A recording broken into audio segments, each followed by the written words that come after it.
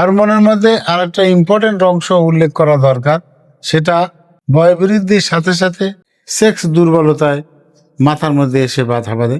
আমি ডাক্তার এবং professor M A. Hasnat, এই সমৃতা হাসপাতাল এখানে প্র্যাকটিস করি। হরমোনের মধ্যে আরেকটা ইম্পর্টেন্ট অংশ উল্লেখ করা দরকার, সেটা বয়বৃদ্ধির সাথে সাথে কিংবা বিশেষ করে যাদের ডায়াবেটিস আছে, যারা ওষুধ খাচ্ছেন ব্লাড প্রেশারের, তাদের অনেকেরই দেখা যায় যে সেক্স দুর্বলতায় মাথার মধ্যে এসে বাধা বাঁধে। এটা বয়সের সাথে সাথে হতে পারে, কিন্তু রোগের সাথেও হতে পারে না এমন না। সেটা রোগের কারণে কিনা কিংবা বয়বৃদ্ধির সাথে সাথে কিনা, এটা প্রথমে নির্ধারণ করা দরকার। আমরা আমাদের ভাষায় অ্যান্ড্রোপস বলে একটা কথা, যেমন মেয়েদের বেলায় আছে মেনোপজ, ওরকম ছেলেদের বেলায় অ্যান্ড্রোপস বলি। সাধারণত 60-65 ঊর্ধ্ব মানুষের সেক্সের আবেদনটা কমে যায়, তাদের পারফরমেন্সও কমে আসে। সেটাতে অবাক হওয়ার বা বিহ্বলিত হওয়ার কোনো কারণ নাই। তবে এটাও ঠিক, মানুষের সেক্স এই ফিলিংসটা সারা জীবনই থেকে যায়। সেটার বিভিন্নভাবে এটার প্রভাবিত হয় যে সমস্ত ফ্যাক্টর কারণ। অনেক সময় মানসিক প্রভাবটাই বেশি, হয়তো মনের মধ্যে অশান্তি আছে, ক্লান্ত হয়ে আসছে, ঘরের মধ্যে খিটিমিটি হলো, তো দেখা যায় এই জিনিসগুলো তখন ডিপ্রেস থাকে। আবার পরিবেশটা ভালো না, যেখানে অবস্থান করছে সেখানে এই সেক্স করার মতো পরিবেশটা খুব একটা সহযোগী না, সেক্ষেত্রেও এটা তখন একটা ব্যাড ইমপ্রেশন দিতে পারে। তাহলে এই অনেক কিছুই হোলিস্টিক জিনিস মাথায় রেখেই বিষয়টা ধার্য করতে পারে। নিঃসন্দেহে কিছু অর্গানিক কারণ আছে, অনেক সময় আছে পুডেন্ডাল নার্ভ বলে একটা নার্ভ আছে, সেই নার্ভের ইনজুরি, সেটা অ্যাক্সিডেন্টালি হতে পারে। অনেক সময় আছে শীত দাঁড়াতে ব্যথা পেয়ে অনেক সময় নার্ভের অসুবিধা হতে পারে। অনেক সময় আছে ডায়াবেটিসের নিউরোপ্যাথি হয়ে অসুবিধা হতে পারে। তো এই সমস্ত অর্গানিক কজের যতটা না পরিমাণ, তার থেকে বেশিরভাগ ক্ষেত্রে এটা সাইকোলজিক্যালি একটা বিষয় আছে, আর একটা হচ্ছে বয়স বৃদ্ধির সাথে সাথে। তো সাইকোলজিক্যাল বিষয়গুলো ওভারকাম করার জন্যে আমি মনে করি যে এটা যদি কিছু বইপত্র পড়ে, রতিবিদ্যা আছে বা সেক্স বই আছে, যারা ভালো ভালো রাইটারের বই, যে কোনো মানুষের বই পড়লে আবার বিভ্রান্ত হয়ে যাওয়ার সম্ভাবনা। ভালো লেখকের বইয়ের মধ্যে যে সমস্ত গবেষণা সুলভ কথাবার্তা আছে, সেটা হলে অনেক সময় মনের জটিলতা চলে গেলেও কিছুটা এগুলো ইমপ্রুভমেন্ট করে বা এটা অ্যাকসেপ্ট করে নিতে সহজ হয়। না হলে এটা সহজে অ্যাকসেপ্ট করতে না পারলে মনের মধ্যে একটা অ্যাগনি কাজ করে, এবং সেই অ্যাগনিটা দেখা যায় যে তার পার্টনারের সাথে ভাগাভাগি করা কঠিন হয়ে পড়ে। তাহলে নিজে এইটার সম্পর্কে জ্ঞানলব্ধ হলে, এটা পার্টনারকে বুঝাই বললে তখন বিষয়টা সহজ হয়ে যায় দুজনের মধ্যে। আর বয়স বৃদ্ধির সাথে সাথে কিছুটা মনোটনিও ডেভেলপ করে, একই জীবন একই চক্রের মধ্যে ঘুরতে ঘুরতে কিছুটা মনোটোনাস হওয়ার কারণেও কিছুটা ডিক্লাইন করে। আর একটা বিষয় হচ্ছে হরমোন। হরমোনের জন্যেই যে এটা সবসময় হয় এমন নয়। হরমোনের বিষয়টা এমন যে টেস্টোস্টেরন, প্রোল্যাকটিন, মেলাটোনিন, ডাইহাইড্রোএপিঅ্যান্ডোস্টেরন, এ সমস্ত হরমোনের কারণে প্রভাব আছে সেক্সের উপরে ছেলেদের বেলায়। শুধু তাই না, টেস্টোস্টেরন হরমোন মেয়েদের সেক্স ড্রাইভ মেনটেনেও কাজে লাগে। তো এ সমস্ত হরমোনের বেশি আধিক্য হলে মেয়েদের যেমন গোপ দাড়ি এটা সেটা হয়ে যায়, ছেলেদের বেলায় তো সে সমস্যা নাই। ছেলেদের বেলায় এটা প্রাইমারিলি সেক্সের উপরেই প্রভাব ফেলে। আর সেক্স বিষয়টা হোলিস্টিক বিষয়, এটা শুধু হরমোন কিংবা মানসিক ধরলেও হবে না, এটার জন্য চর্চাও করতে হয়। দুইজন সঙ্গীর মধ্যে একটা বোঝাবুঝির ব্যাপার আছে, একে অন্যকে ভালো লাগাটা অনুভব করানোর বিষয় আছে। শুধু অনুভব করলেই হবে না, আর পার্টনারকে অনুভব করার জন্য সহায়তাও করতে হয়।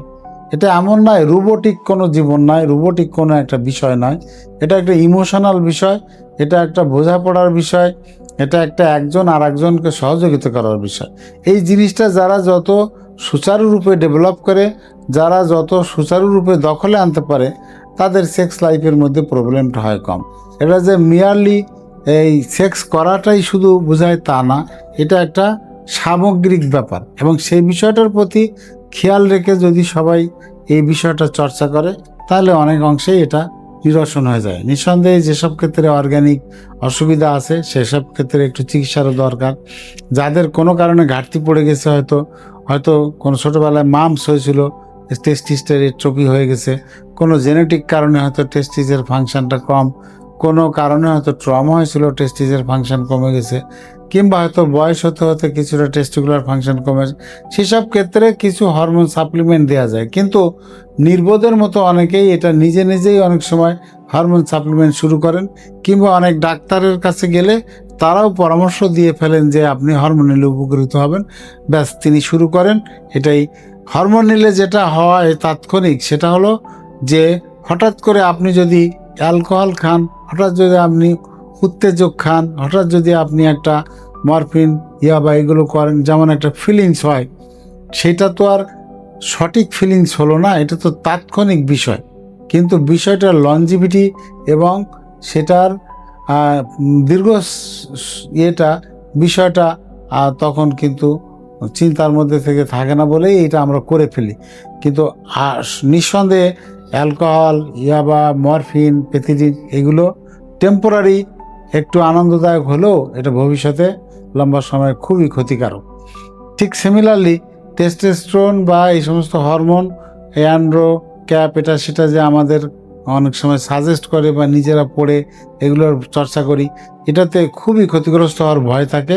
যদি এটা না বুঝে ডাক্তার ভালো সত্যিকারের এর সাথে সংশ্লিষ্ট ডাক্তারের পরামর্শ না নিয়ে এগুলো করা হয়, তাহলে এটা উপকারের থেকে অপকারের দিকেই নিয়ে যায়।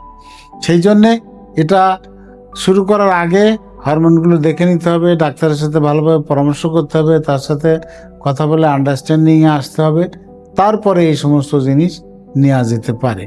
এবং এটা নিলেই যে সমাধান হয়ে গেল তা না, সমাধানের জন্য বাকি যে সমস্ত কথা বলেছি, সার্বিক জীবনের প্রতি যে একটা খেয়াল করা, সেই বিষয়টাও অবশ্যই মাথায় রাখতে হবে। এটা শুধু ছেলেদের নয়, মেয়েদের ক্ষেত্রেও এই ধরনের সেক্স ইনার্শিয়া বা এটার প্রতি বিদ্যার প্রতি, রতি চর্চার প্রতি তাদের একটা অনীহা আসতে পারে। সেটার কারণও ওই ডিপ্রেশন, ওই সাইকোলজিক্যাল কারণ, পারিবারিক একটা কলহ, কিংবা যদি দুজনের মানে আন্ডারস্ট্যান্ডিংয়ের মধ্যে ডিফারেন্স থাকে, পরিবেশটা ভালো না হয়, সহযোগী অ্যাটমসফিয়ারে না থাকে, কিংবা মনোটোনাস হয়ে যায়, তো এই সব মিলায়ে কিন্তু এটাও মেয়েদেরকেও এফেক্ট করতে পারে। তাদেরকে আমরা তখন বলি ফ্রিজিডিটি, স্থবির হয়ে গেছে, কোনো ফিলিংস নাই। এটাকেও মেয়েদের যে হয় না তা না, তবে মেয়েদের বেলা এটা প্রকটভাবে ধরা পড়ে না এই কারণে, কারণ এদের ভূমিকাটা কিছুটা প্যাসিভ থাকে, এটা কিছুটা সম্মতি সুযোগ ভূমিকা থাকে। কিন্তু ছেলেদের বেলায় বিষয়টা ঠিক তা না, উল্টা অ্যাক্টিভ ভূমিকা ছেলেদেরকেই নিতে হয়, তাহলে তা না হলে এটা অ্যাকশান আসে না, এই বিষয়টা গোচরে আসে না। এর জন্যে ছেলেদেরটা বেশি প্রতীয়মান হয়, দৃষ্টিগোচর হয়, মেয়েদের বেলা এটা বুঝতে পারা যায় না। এইটুকুই পার্থক্য। কিন্তু দুজনের ক্ষেত্রেই বিষয়টা বয়সের সাথে সাথে এফেক্ট করতে পারে। আর কিছু কিছু অর্গানিক কারণ তো আছে, সেগুলো আইডেন্টিফাই করে প্রতিরোধ করা যেতে পারে।